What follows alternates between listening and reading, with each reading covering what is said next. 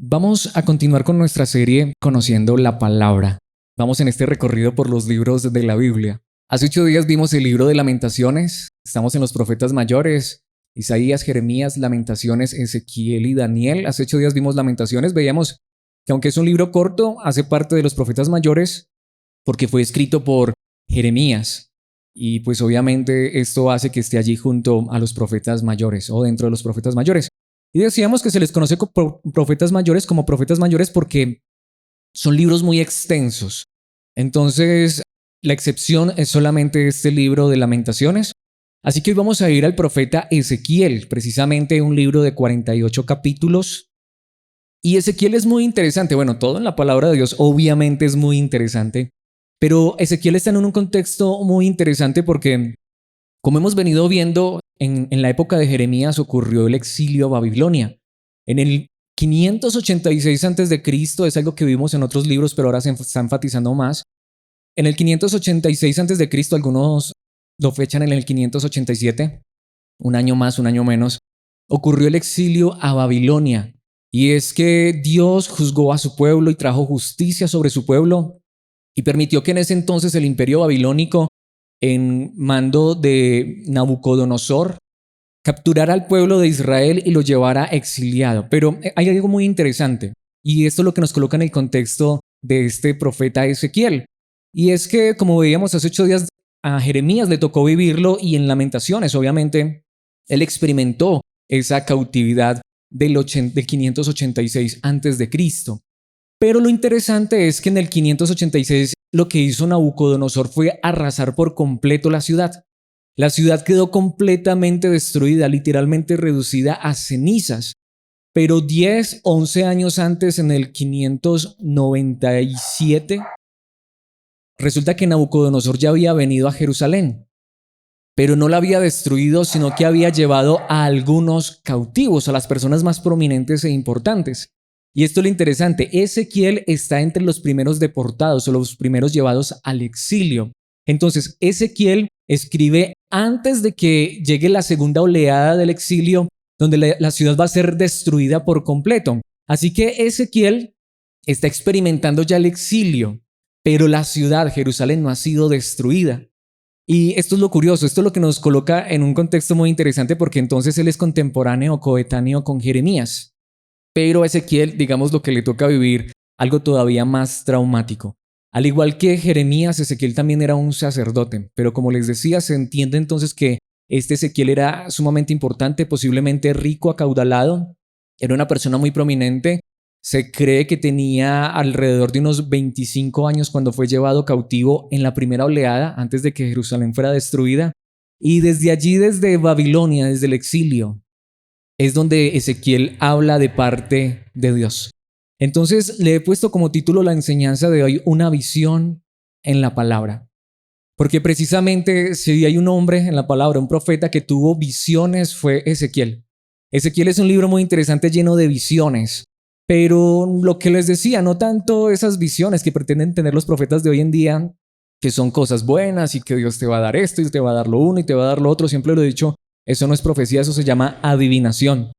Sino que, como vamos a ver, estas son unas visiones únicas y particulares que Dios le da a este profeta. Entonces, por eso le he puesto una visión en la palabra, pero a la vez creo que todas esas visiones que Dios le muestra a Ezequiel también es una manera de llevarnos a nosotros, como lo hizo en la época de este profeta, a tener una perspectiva de cómo es que Dios ve las cosas. ¿Cómo es que Dios ve las cosas? Entonces, Ezequiel ahora está en el exilio, en esa primera oleada. Repito, Jerusalén todavía no ha sido destruida, pero Ezequiel está viviendo muchas dificultades. Pensemos en esto. Es un hombre posiblemente rico, acaudalado, de una familia muy importante, y aparte de eso, es de una familia o de una descendencia o ascendencia sacerdotal. ¿Y qué es lo interesante? Como les decía, se entiende que Ezequiel tenía alrededor de unos 25 años. Y según la ley o según los judíos, los sacerdotes se ordenaban o empezaban su ministerio sacerdotal a los 30 años. Ahora, ¿por qué esto es tan interesante? Porque precisamente así es como empieza el libro de Ezequiel. Este es el año 30 de la vida de Ezequiel. Ezequiel, digamos, lo está cumpliendo años, sus 30 años. Si Ezequiel estuviera en este momento en Jerusalén, Digamos lo que aquello para lo cual él había nacido, para lo cual había sido preparado, sus sueños y anhelos se estarían cumpliendo en ese preciso momento. Pero ¿qué está pasando en la vida de Ezequiel? Todo lo contrario, todo lo opuesto. Digamos que Ezequiel es una de esas personas que uno podría pensar que no tienen a Dios porque mira cómo le está yendo de mal. Saben, allá en Jerusalén todavía las cosas no están mal, porque como ya les dije, Nabucodonosor en la primera oleada se llevó unos cuantos cautivos, pero no le hizo nada a la ciudad. Y todavía faltan unos años para que realmente Jerusalén sea destruida.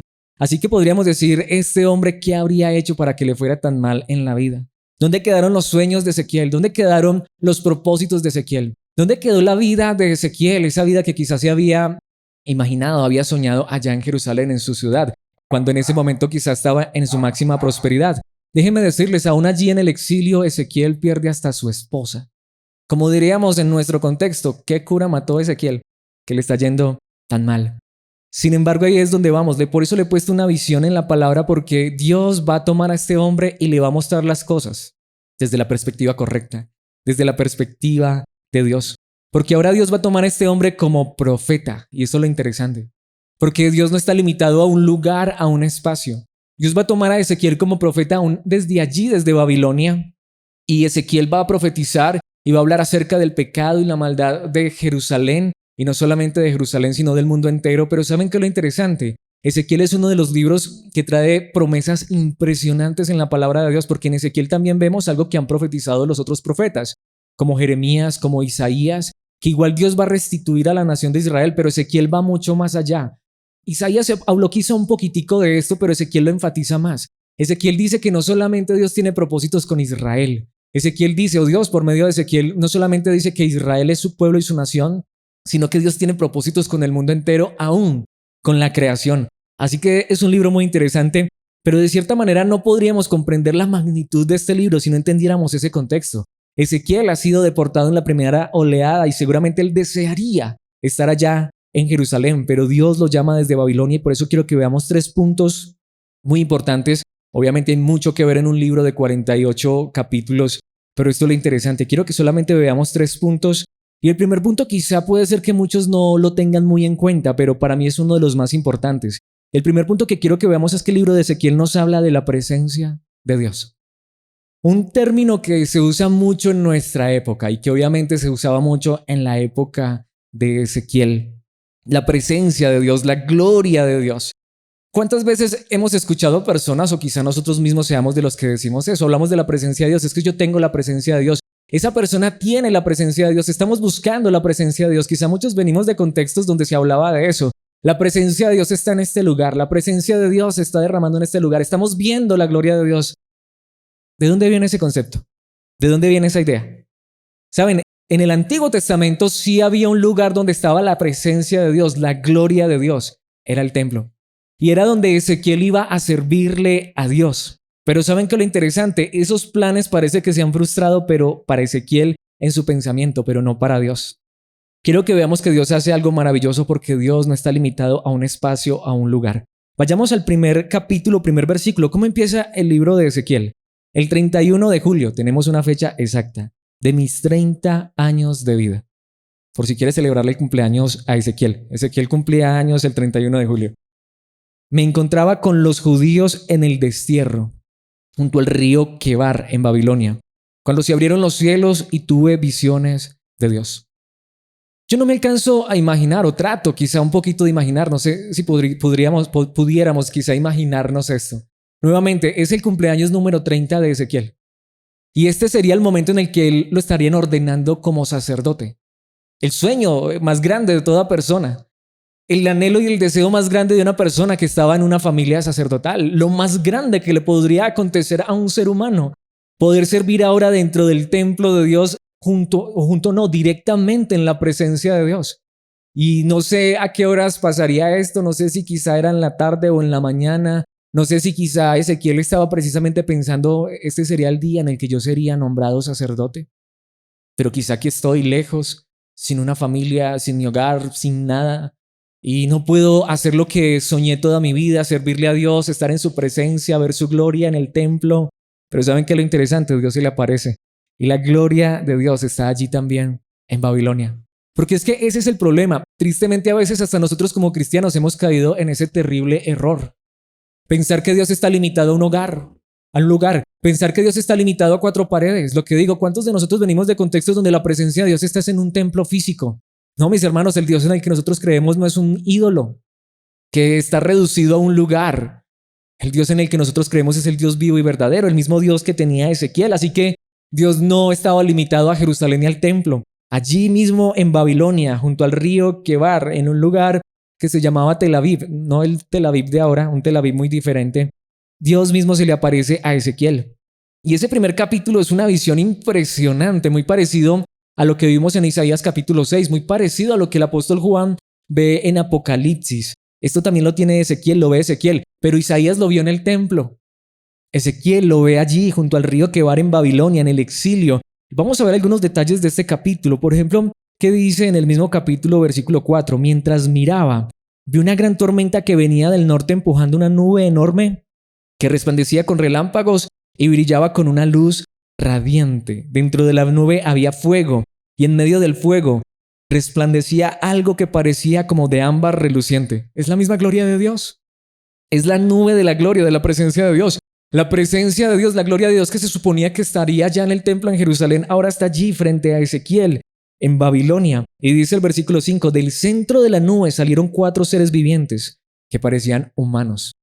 Estos son los mismos seres vivientes que vemos en Isaías, los mismos que vemos en el Apocalipsis, los que comúnmente se han llamado querubines, pero la Biblia los llama más seres vivientes. Mis hermanos, la misma presencia de Dios, la gloria de Dios está con Ezequiel allí en Babilonia.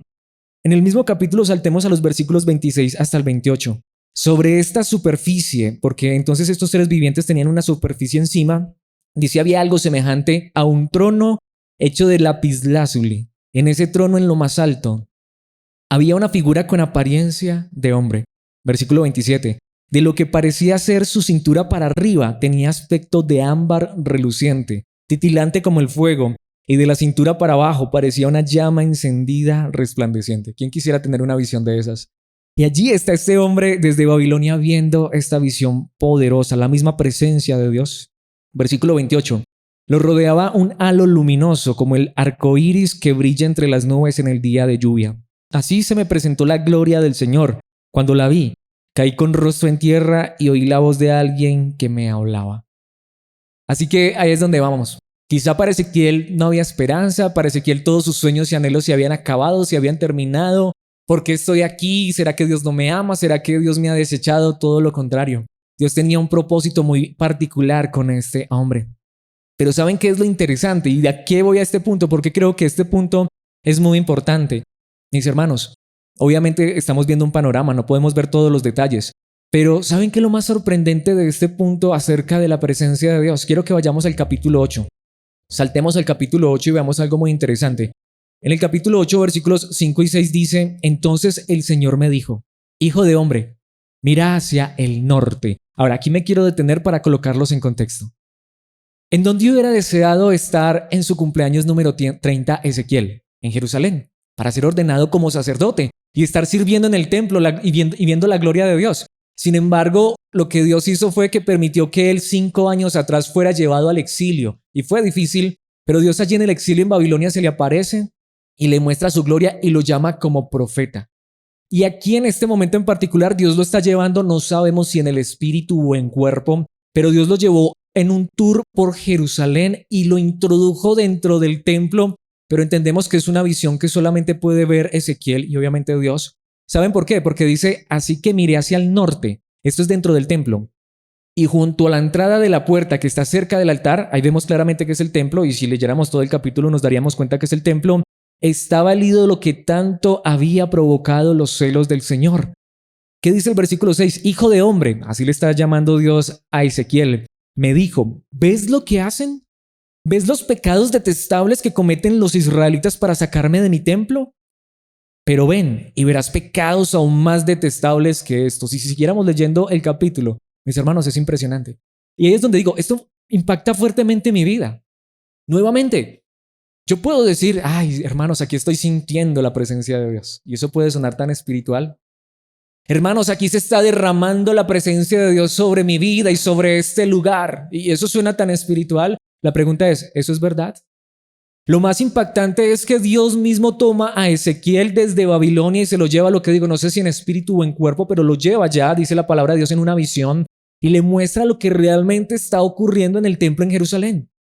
Y le está diciendo, mira, quizá tú estabas pensando que tu vida no tenía sentido, no tenía razón, quizá te sentías mal porque estabas lejos de Jerusalén, pues sabes, lo mejor que te pudo pasar fue estar lejos de Jerusalén. Porque en el año 30 hubieras sido ordenado sacerdote en mi templo, pero ¿sabes lo que ocurre en mi templo? Te lo voy a mostrar. Mira, están adorando es un ídolo realmente. Lo que realmente los israelitas adoran es detestable a mis ojos. Lo que ellos llaman adoración y mi presencia es una mentira porque ni siquiera yo ya estoy allí en ese templo. Pero ellos se habían dado cuenta en lo absoluto.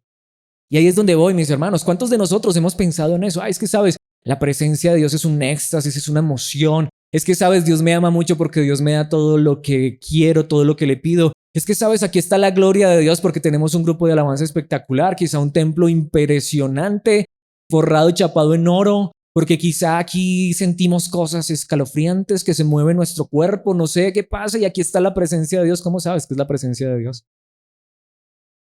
¿Saben qué es realmente la presencia de Dios en la vida de una persona?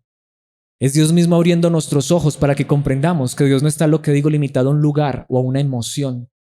Si realmente yo tengo la presencia de Dios, la tengo el día que estoy en el servicio, en la iglesia y el día que estoy en la casa.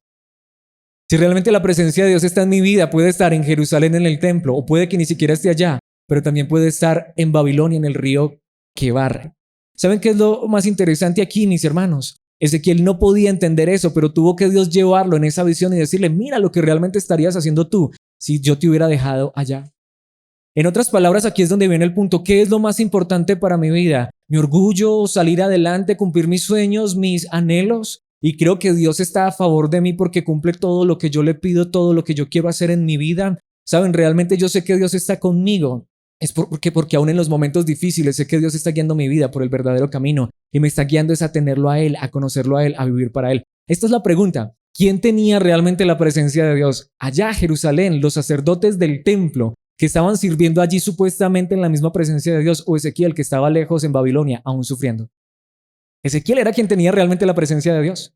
Ezequiel era quien estaba realmente conociendo a Dios. Aún en su momento más difícil y aún lejos de la nación de Israel, Ezequiel era quien tenía la presencia de Dios. ¿Qué creen ustedes que pensaban los que estaban en Jerusalén? Tenían la presencia de Dios. Saben, estamos en el templo, estamos adorando a Dios y Dios le muestra a Ezequiel realmente lo que adoran son ídolos. Como lo veíamos en libros anteriores, la adoración de ese pueblo es una farsa. La adoración de ese pueblo es pura apariencia. Aquí Ezequiel no tiene vestiduras sacerdotales. Aquí Ezequiel no tiene apariencia de sacerdote, pero Dios le está mostrando que la verdadera presencia de Dios es más que una apariencia, es más que un lugar. Aquí es donde voy al punto quizá más fuerte. Ezequiel capítulo 11, versículo 16. Por lo tanto, diles a los desterrados. Esto dice el Señor soberano. A pesar de que los esparcí por los países del mundo, yo seré un santuario para ustedes durante su tiempo en el destierro. Mis hermanos, qué verdad tan impresionante, pero a la vez tan gloriosa. Nuevamente, Dios le dice por medio de Ezequiel al pueblo desterrado, ustedes están mejor aquí que si estuvieran en Jerusalén. Ustedes están mejor aquí, que han sufrido, que ha sido difícil, pero están mejor aquí, aunque quizá no tengan su propia casa, aunque quizá no tengan sus bienes materiales, pero están mejor ustedes aquí, lejos de esa nación, que los que todavía están allá disfrutando de sus bienes, de sus riquezas, de todo lo supuestamente bueno de esta vida, pero lejos de mí. La presencia de Dios ya no estaba en Jerusalén, pero ni siquiera se habían dado cuenta. La presencia de Dios ya no estaba en el templo, de hecho Dios ya detestaba eso que estaban haciendo en ese supuesto templo donde se suponía que estaba la gloria de Dios, la presencia de Dios. En cambio Dios le dice por medio de Ezequiel al pueblo algo como esto, no importa si los esparcí. No importa aún si he traído dolor y sufrimiento a sus vidas. Y yo creo que esto habla profundamente a nuestros corazones. Repito, ¿cuántas veces pensamos que Dios nos ama y está con nosotros? Es en el momento de mayor gloria. Dios no nos ama porque tengamos la iglesia más grande, más famosa, más bonita, más llena de gente. Realmente Dios nos ama y sabemos que Él está con nosotros. Es porque nos guía día tras día. Aún en los momentos difíciles sabemos que Él está con nosotros. Aún sabemos que como el pueblo de Israel, si fue exiliado, llevado lejos de Israel, es porque Dios lo amaba y porque Dios quería corregirlo. Porque muchas veces Dios tiene que permitir, como lo hemos venido viendo, hasta que vengan problemas y dificultades en nuestras vidas para que nos acordemos de Él. ¿Qué es lo que tiene que permitir entonces Dios para que entendamos que realmente Dios es más que una religión, más que una apariencia, más que una emoción, sino que Dios es real y si hemos puesto nuestra fe y nuestra confianza en Él, Él nos va a ayudar, Él nos va a guiar. Aún nuestros momentos más difíciles, más oscuros en nuestra vida, allí está Dios, porque Dios no abandona a los suyos. Mis hermanos, esta sería la pregunta: ¿de qué me serviría a mí tener todo en esta vida si realmente no tengo a Dios en mi corazón? ¿Hasta de qué me serviría tener religión? ¿De qué me serviría que la gente pensara que yo soy tan espiritual? Porque mira cómo se viste, mira cómo se ve. Mira cuando habla, cómo se siente. Es que uno siente escaramuzas cuando esa persona habla. Eso no es la presencia de Dios. Espero que aquí nadie esté sintiendo escaramuzas. Mejor que la palabra nos edifique. Yo creo que esto más bien nos confronta y es saber esto. Sé que Dios me ha guiado hasta el día de hoy porque sé que aún en mis problemas y dificultades Él está conmigo. Aún en mis momentos difíciles sé que Dios no me ha abandonado. Quizás hasta Dios permite ese tipo de cosas. Es para que yo realmente me acerque a Él y lo conozca a Él de verdad.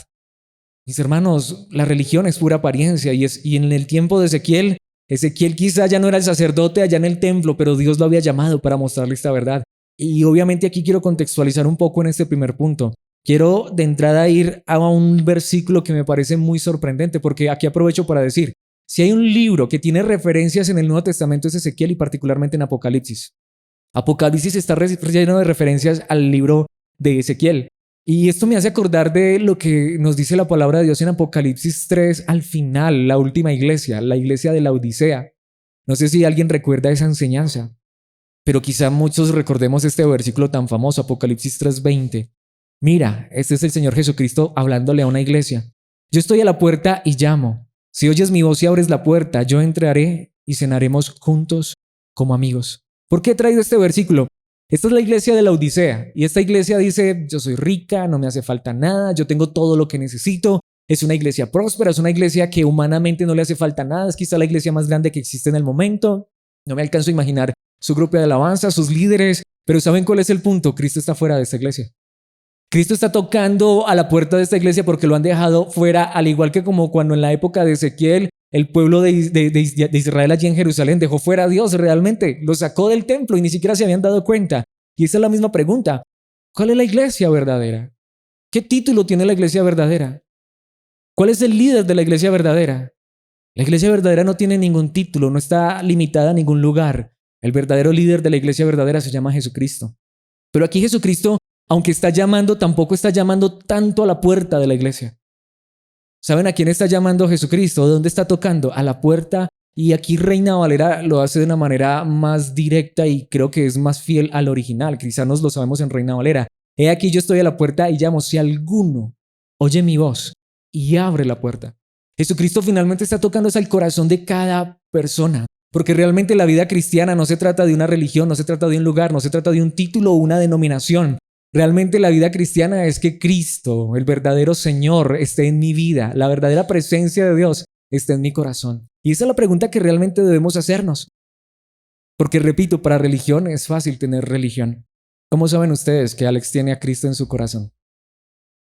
¿Porque predica? ¿Porque está aquí enfrente?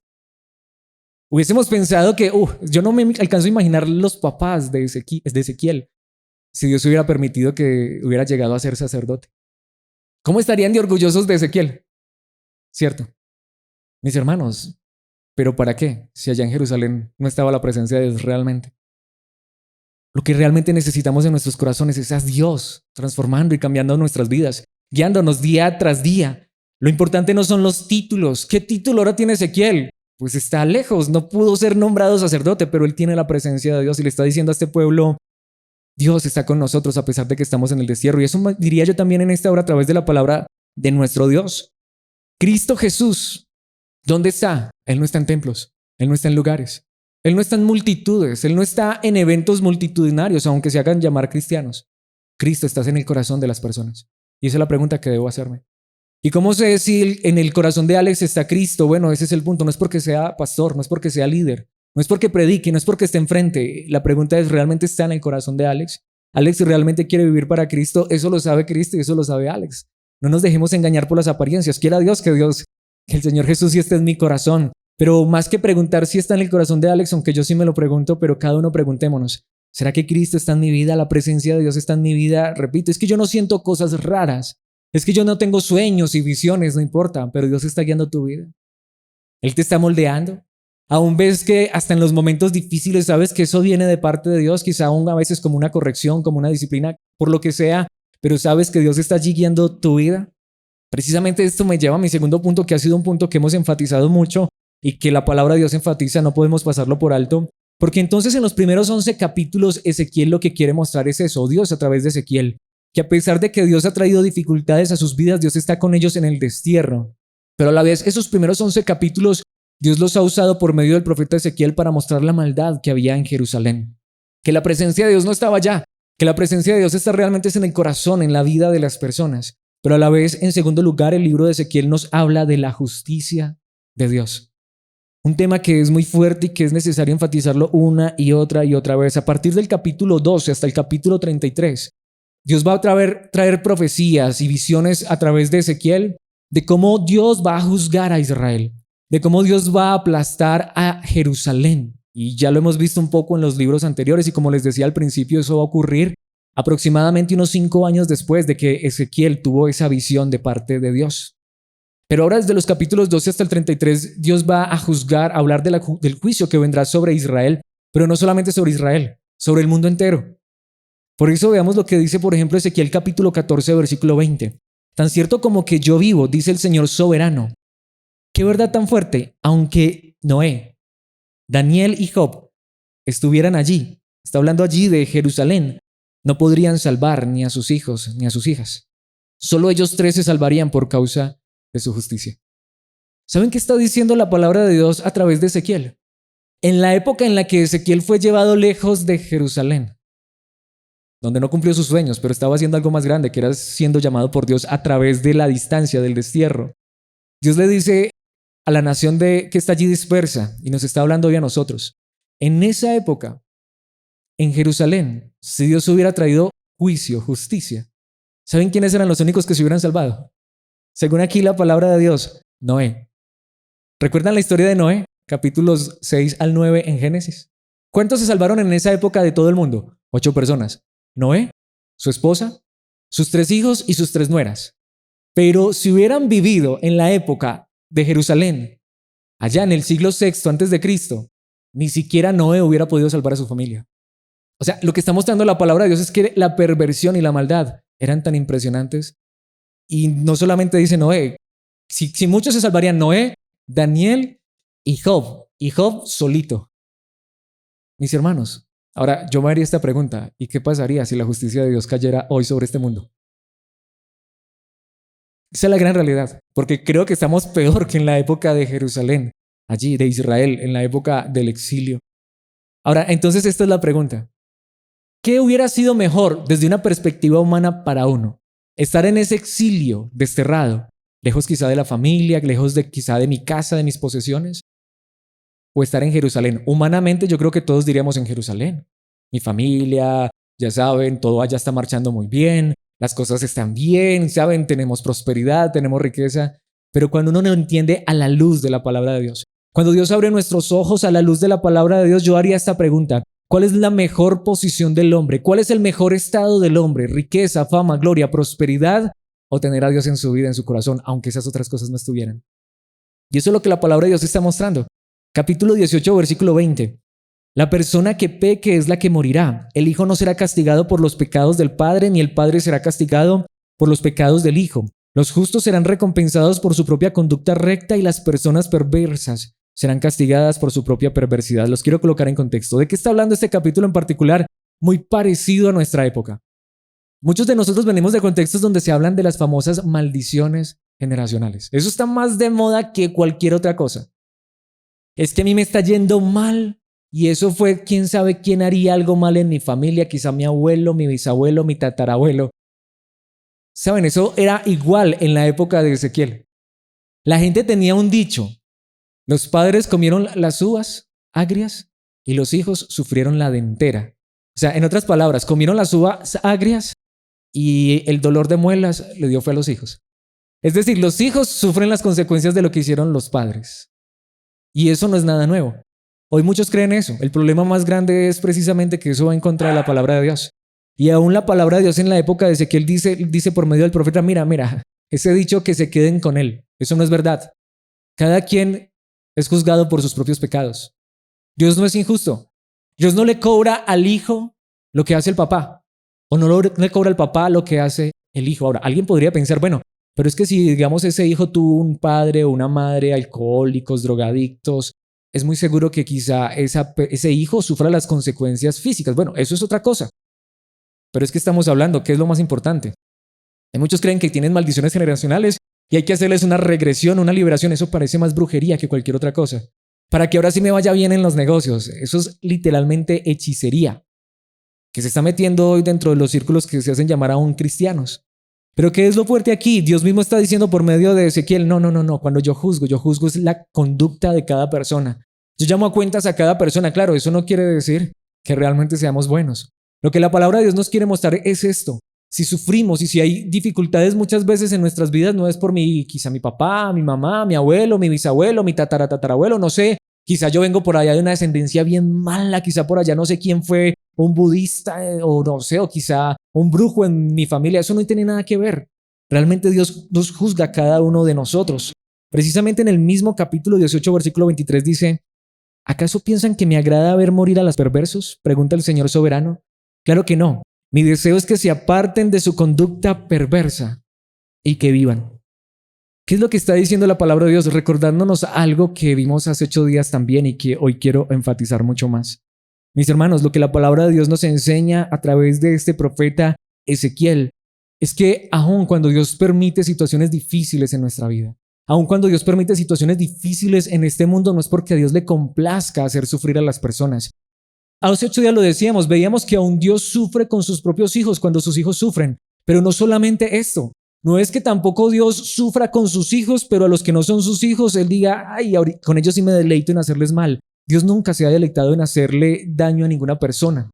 Porque aun cuando Dios permite la maldad en este mundo y las situaciones difíciles, aun de quienes no son hijos, es una de las maneras también en las que Dios llama al arrepentimiento. Y aquí vuelvo y contextualizo, pienso en el mundo en el que estamos viviendo. Supuestamente acabamos de pasar o todavía estamos supuestamente en una pandemia. Y mis hermanos, ¿saben qué es lo que a mí más me ha dolido de esta pandemia? Y ni siquiera para mí son las personas que han partido, porque aún de mi familia partieron personas. Al final, los que han partido, Dios habrá de juzgar y Él es justo, Él es misericordioso y Él es bueno. Al fin y al cabo, realmente ese juicio lo dejamos en Dios y podemos descansar en Él. ¿Sabe qué me ha dolido? Que lo que se suponía que debería quizás ser un llamado a acercarnos más a Dios, ha alejado a muchos más de Dios. En esta supuesta pandemia, la gente está más lejos de Dios que de cualquier otra cosa. En esta supuesta pandemia, lo que quizá nosotros como creyentes, decimos ser creyentes, hijos de Dios, debería acercarnos más a Dios y reconocer que esta vida es tan efímera y pasajera. Ahí es donde vamos, que una pequeña gripa nos puede quitar la vida, pero una pequeña gripa le ha quitado a muchos el deseo aún de vivir para Dios, hasta de congregarse, de poder compartir con su familia en Cristo. Mis hermanos, ahí es donde vamos. Estamos hoy más que nunca más preocupados por las cosas de esta vida que son tan efímeras y pasajeras que hoy las tenemos y mañana las perdemos. La misma vida física se pierde en un instante. Pero qué bueno saber que tenemos a un Dios tan lleno de amor y de misericordia. Pero lo que digo, para mí esto que pasó, bueno, Dios sabe cuál es el propósito, pero a veces me pregunto, ¿cuál será el propósito con todo esto? O quizás hasta será eso, mostrar realmente quién es quién. Porque lo que digo, al final si una cosita de estas, un virus tan pequeño me aleja de Dios, entonces uno preguntaría, ¿qué si Dios mandara su justicia sobre nuestras vidas? ¿Qué si Dios descargara toda su ira justa sobre este mundo?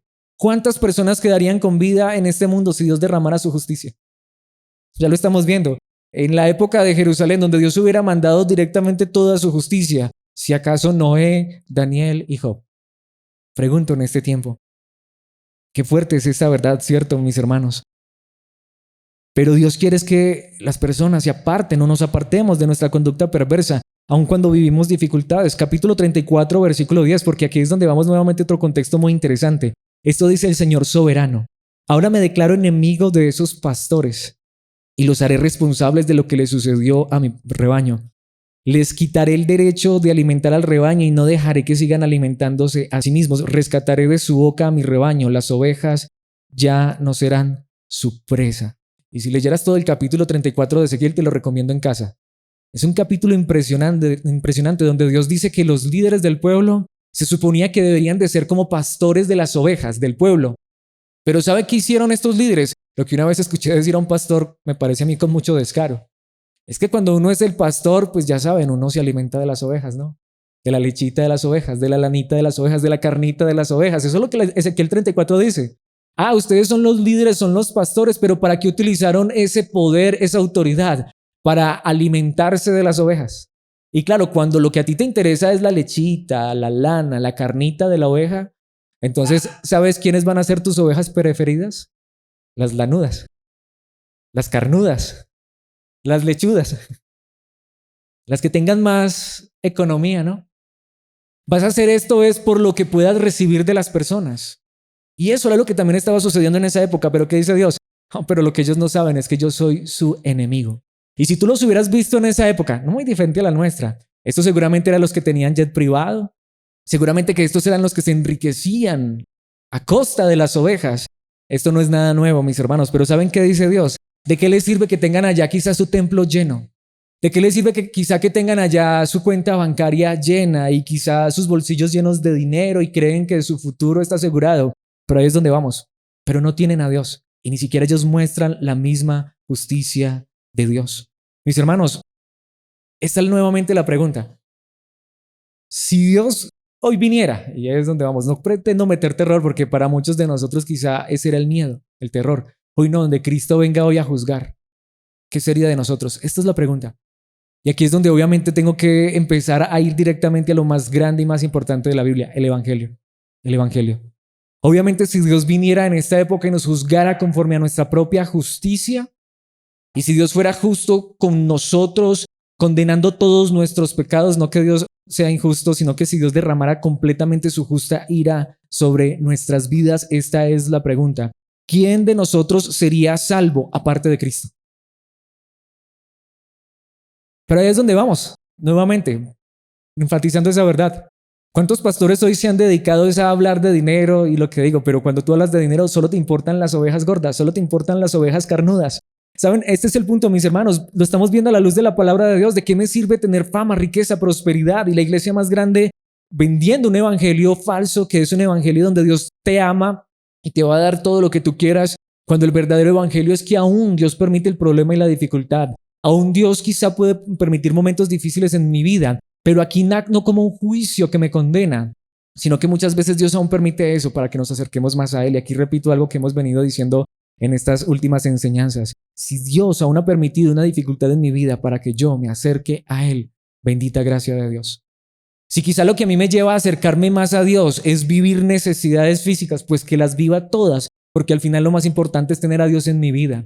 Si Dios tuvo que permitir que Ezequiel fuera llevado allá lejos de Babilonia para que Dios pudiera mostrarle a Ezequiel la realidad de que lo justo no era estar en Jerusalén, porque Jerusalén de hecho muy pronto iba a ser aniquilada, arrasada, pero que allí él estaba seguro porque estaba en las manos de Dios. Ese es el punto. Seguro aunque quizá hubiera problemas y dificultades, pero en las manos de Dios estamos seguros. Y esto precisamente me lleva al tercer punto y quizá para mí lo más glorioso de este libro maravilloso de Ezequiel. Obviamente maravilloso porque es palabra de Dios. Y en tercer lugar es que el libro de Ezequiel nos habla de la salvación de Dios. Si hay un libro que habla de la salvación de Dios, es Ezequiel. De principio a fin, pero más particular al final de este libro. A partir de allí entonces, de los capítulos 34 hasta el 48, Ezequiel hace algo que posiblemente no había hecho de manera tan espectacular ningún libro de la Biblia hasta este momento. Por medio del profeta Ezequiel, Dios dice, pero un día yo voy a restituir a mi pueblo, a mi nación. Pero ya vamos a ver de qué se trata esta restitución. Pero ¿saben qué es lo glorioso? En Ezequiel aún Dios no solamente dice que va a restituir a Israel. Dios dice que va a restituir al mundo entero. Llegará un día en el que Dios va a transformar y va a cambiar el mundo entero, pero no solamente el mundo entero. ¿Saben qué nos muestra también Ezequiel de una manera impresionante? Que aún Dios va un día a restituir la creación entera. El universo entero. Hay personas que se preguntan eso, quizá en el cielo, bueno, quizá para los que amamos las mascotas, ¿será que en el cielo habrá mascotas? Algunos preguntan eso. ¿Habrá perros en el cielo? Es una pregunta que hacen personas. Pues la pregunta sería, ¿y qué acaso los perros son del diablo? ¿No son creación de Dios? Claro que yo no me alcanzo a imaginar los animales que habrá en la creación, allá en la gloria.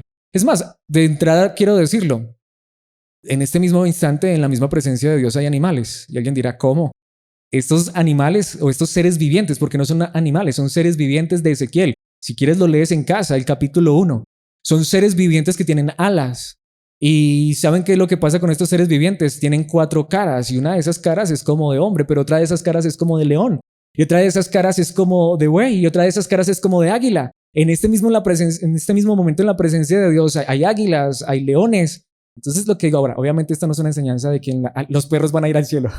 Obviamente no. Pero lo que estoy diciendo es que Dios ha prometido restituir el universo entero. El propósito de Dios con toda esta creación maravillosa no fue destruirla. Nosotros somos los que la destruimos. Nosotros en nuestro pecado somos los que hemos corrompido aún la misma creación. Pero un día Dios va a restituir a su pueblo Israel y también va a restituir a todo su pueblo que está en todo el mundo, como tú y como yo que hemos creído en Cristo.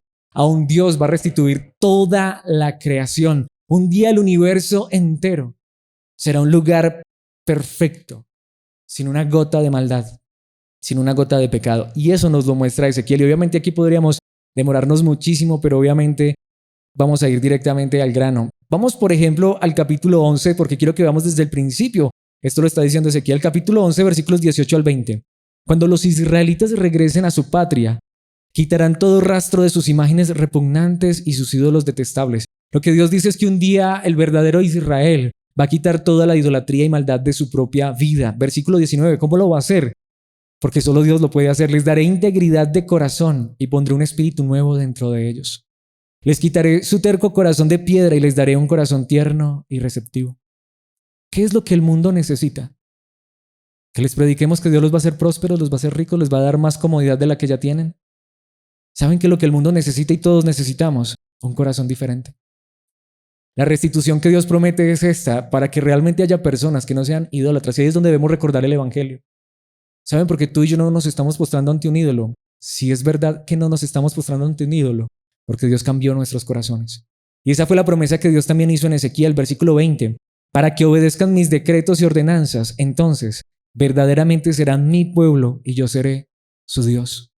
Porque sé que Dios es mi Dios, porque sé que soy parte realmente del pueblo de Dios, no porque sea israelita. Porque aunque fuera israelita de sangre, aunque viviera en la nación de Israel allá en Medio Oriente y por mí corriera quizá la sangre que desciende de la tribu de Judá o de Leví, no lo sé, eso no me hace realmente hijo de Dios ni me hace parte del pueblo de Dios.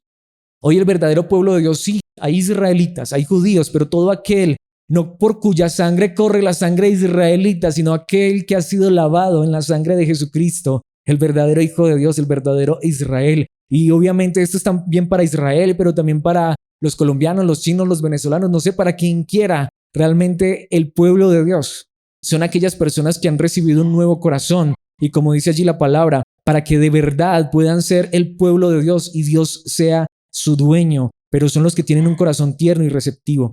Capítulo 34, volviendo a ese capítulo de los pastores, versículos 11 y 12 dice, esto dice el Señor soberano, yo mismo saldré a buscar a mis ovejas y las encontraré. Seré como un pastor que busca al rebaño esparcido. Encontraré a mis ovejas y las rescataré de todos los lugares por donde quedaron esparcidas ese día oscuro y nublado. ¿Qué dice Dios mismo en Ezequiel? ¿Quién es el pastor que va a buscar a sus ovejas? Él mismo, Dios mismo. ¿Saben? Ahí es donde vamos. Nunca coloquemos la confianza en ningún lugar, ni mucho menos en ningún hombre, ni en ningún pastor. Humanamente puedo ser pastor, pero esta es la pregunta, ¿quién es de verdad tu pastor? ¿Es Dios mismo? ¿Es Jesucristo? ¿De qué le sirve a alguien que Alex sea su pastor si no tiene a Cristo en su vida? ¿O de qué le sirve a alguien que, no sé, otra persona sea su pastor? Quizá el hombre más santo, puro y perfecto de este mundo, ¿de qué me sirve a mí que aún esa persona sea mi pastor si el verdadero pastor no está en mi vida? ¿Saben? La Biblia habla que el verdadero pastor es Dios mismo. Lo que digo, humanamente quizá puede haber pastores, claro que sí, pero los verdaderos pastores lo que van a hacer es llevar las ovejas al verdadero y buen pastor, a Dios mismo. Precisamente si saltamos al capítulo 36, uno de los pasajes que más amo de toda la Biblia, de verdad lo digo con mi corazón. Ezequiel capítulo 36 versículos 25 al 27 dice, entonces los rociaré con agua pura y quedarán limpios, lavaré su inmundicia y dejarán de rendir culto a ídolos.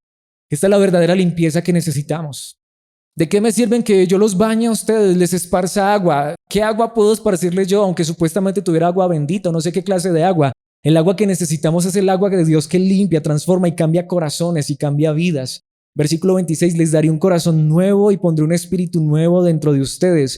Les quitaré ese terco corazón de piedra y les daré un corazón tierno y receptivo. Esta fue la promesa de Dios en Ezequiel. Esto es lo que necesita el mundo entero. Versículo 27, pondré mi espíritu en ustedes para que sigan mis decretos y se aseguren de obedecer mis ordenanzas. ¿Cómo sé que Dios me ha lavado? ¿Cómo sé que Dios me ha limpiado? Como dice una canción, lávame en tu sangre, Salvador, límpiame de toda mi maldad.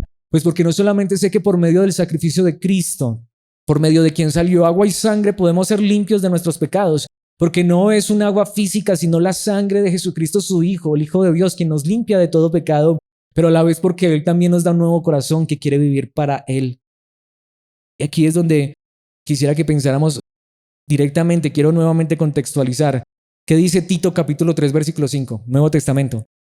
Hablando de Dios, dice, Él nos salvó, no por las acciones justas que nosotros habíamos hecho, sino por su misericordia. Y allí está esta verdad, igualito que Ezequiel nos lavó, quitando nuestros pecados, y nos dio un nuevo nacimiento y vida nueva por medio del Espíritu Santo. Esto es lo que profetizó Ezequiel. ¿Y en quién se cumple? En Cristo Jesús, el verdadero buen pastor, el que nos puede lavar en su sangre. Lo que digo, y siempre aclaro, obviamente yo creo en el bautismo como una señal externa de nuestra fe, pero el bautismo no salva a nadie. Es ser sumergidos en Cristo, en su sangre, en su obra, en su cruz, en su verdad. Es lo que nos limpia realmente y transforma y cambia nuestras vidas. Precisamente Ezequiel capítulo 37, versículos 9 y 10. Un capítulo muy interesante. Me encanta ese capítulo, lo amo con todo mi corazón. El famoso capítulo del Valle de los Huesos Secos. Les quiero resumir porque solo vamos a ver un par de versículos. Llega un momento en el que Dios llama a Ezequiel y le muestra una visión. Un valle de huesos secos. Un valle inmenso, lleno de huesos. ¿Quién quisiera estar en un lugar de esos? No es un cementerio, no están enterrados, están esparcidos los huesos por todas partes. Y Dios le dice por medio de Ezequiel, bueno, de hecho Dios le hace una pregunta a Ezequiel, Ezequiel, ¿vivirán esos huesos? Si has leído el pasaje y lo conoces, ¿qué le dice Ezequiel a Dios? Señor, tú lo sabes. Solo tú sabes si esos huesos podrían vivir. Imagínate que Dios te diga, mira, hay un valle de huesos secos. ¿Podrían vivir esos huesos? Sin embargo, Dios le dice, Ezequiel, profetiza. Y dice que Ezequiel profetizó la palabra de Dios y cada hueso empezó a juntarse con su hueso. Y empezó a subirles carne a esos huesos y tendones y piel. Sin embargo, todavía estaban sin vida. Y entonces ahí es donde llegan los versículos 9 y 10. Luego me dijo, hijo de hombre, anuncia un mensaje profético a los vientos. Anuncia un mensaje profético y di, esto dice el Señor soberano. Ven, oh aliento, ven de los cuatro vientos y sopla en estos cuerpos muertos para que vuelvan a vivir. Y el versículo 10 dice, así que yo anuncié el mensaje como Él me ordenó y entró aliento en los cuerpos. Todos volvieron a la vida y se pusieron de pie. Era un gran ejército. ¿Quién es el único que puede darle vida a los muertos? Pero allí mismo dice que esa era una analogía, una ilustración de lo que era Israel en ese momento y de lo que somos tú y yo sin Dios en nuestra vida, en nuestro corazón, sin Cristo en nuestras vidas. Mis hermanos, sin Cristo en nuestras vidas solo somos como un valle de huesos secos. ¿Saben qué necesita el mundo allá afuera? Lo que digo, vida. Vida verdadera, solo la vida que Dios puede dar. Y allí a partir del capítulo 38 hasta el 39, Dios también empieza a profetizar que Dios también va a dar vida no solo a Israel, sino a las naciones. Y no solamente eso, sino que lo que les decía hace un momento, que la misma creación completa un día va a ser restituida. Precisamente casi al final, vayamos al capítulo 47 de Ezequiel, veamos los versículos 8 y 9. Entonces me dijo, este río fluye hacia el oriente, atraviesa el desierto y desemboca en el valle del Mar Muerto. Esta corriente hará que las aguas saladas del mar Muerto se vuelvan puras y dulces. Versículo 9. Vivirán cantidad de criaturas vivientes por donde llegue el agua de este río. Abundarán los peces en el Mar Muerto, pues sus aguas se volverán dulces. Florecerá la vida a donde llegue esta agua. Este pasaje es tan impresionante. Desde el capítulo 40, Dios dice que Él va a crear un nuevo templo. Y ese es el templo que hoy muchos están esperando que supuestamente se cree o se construya en Jerusalén. Pero Dios dice que un día va a haber un templo perfecto. Pero no es un templo físico, ¿cómo lo sabemos? Porque Dios dice que de ese templo que Él mismo va a construir, que va a ser perfecto, de ese templo va a salir un río. Y ese río va a inundar todas partes, tanto que coloca un ejemplo, va a llegar hasta el Mar Muerto. ¿Saben por qué al Mar Muerto se le llama Mar Muerto? Por dos razones. Primero, porque no hay vida allí. Es por eso se llama Mar Muerto, no hay vida allí. Y segundo, ¿por qué no hay vida allí? Porque está lleno de sal. ¿Saben qué dice la palabra de Dios? Un día, aún en el Mar Muerto, va a haber vida como nunca. De hecho, ese mar salado se va a volver dulce. Pero es también una analogía de que Dios un día va a restituir toda la creación. Un día lo único que va a haber en el universo entero es vida.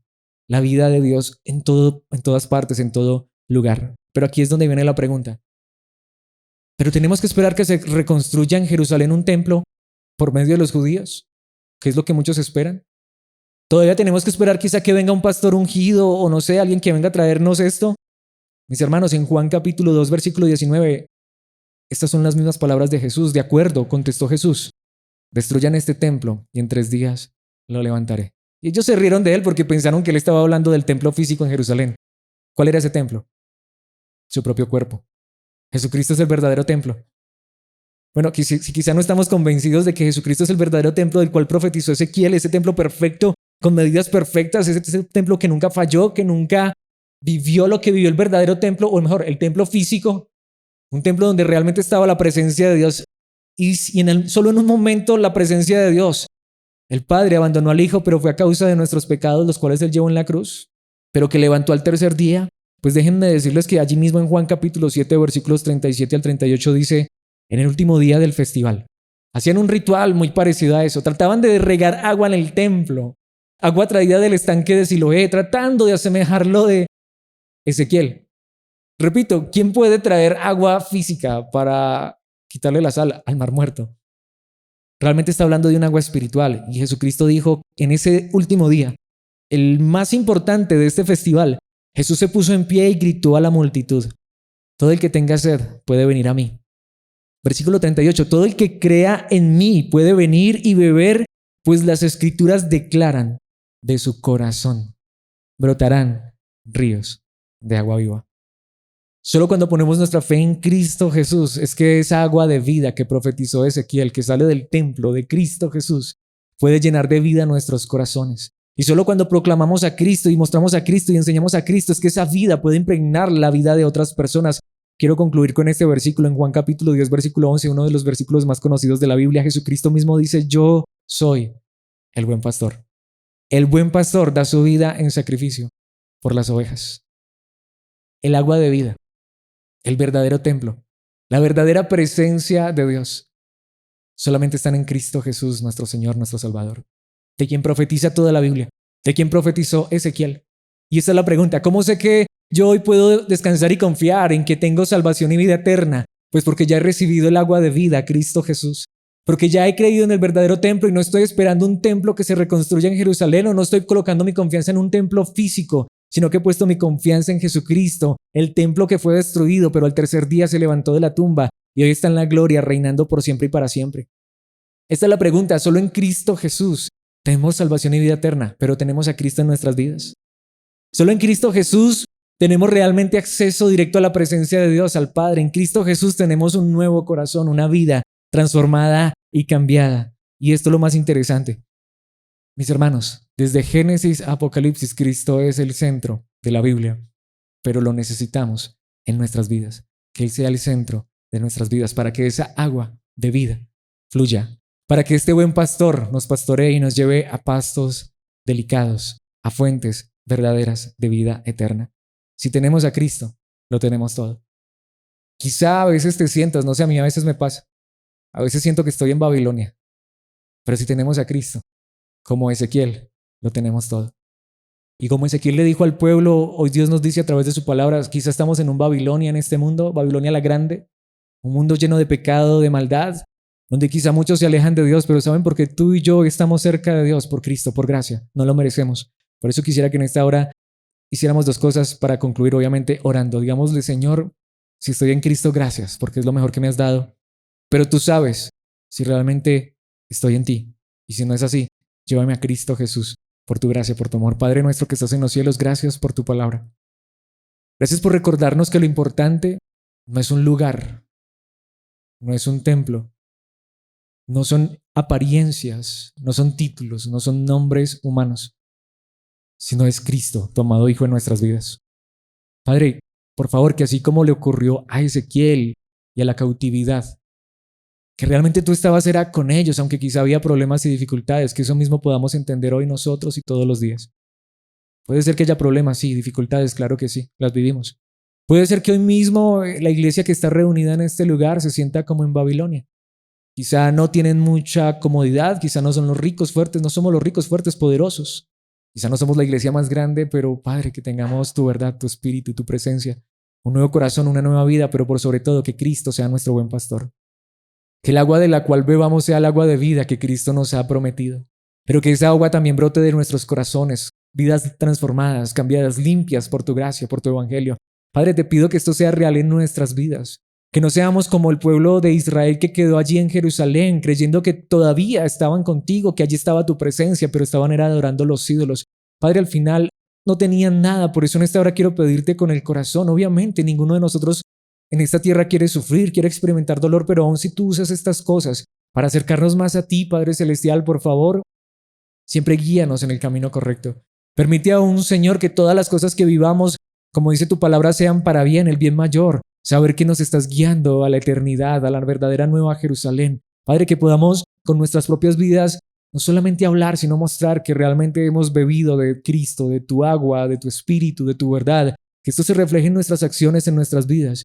Y que no solamente digamos que tenemos tu presencia y que te creemos y que estamos en ti, sino que realmente esto se viva y se refleje para que tu nombre sea honrado, exaltado y glorificado. Padre, si esto no es real, por favor, hazlo en nuestras vidas, en mi propia vida, en mi propio corazón. Pero si es verdad, que este río fluya, Padre, el río de tu verdad, de tu palabra, de Cristo, a través de nuestros labios, de nuestras acciones, de nuestra vida, para que el mundo entero también sea impregnado de esta verdad y conozcan la verdad de Cristo Jesús a través de tu palabra, del poder de tu espíritu, en el nombre de Cristo. Amén y amén.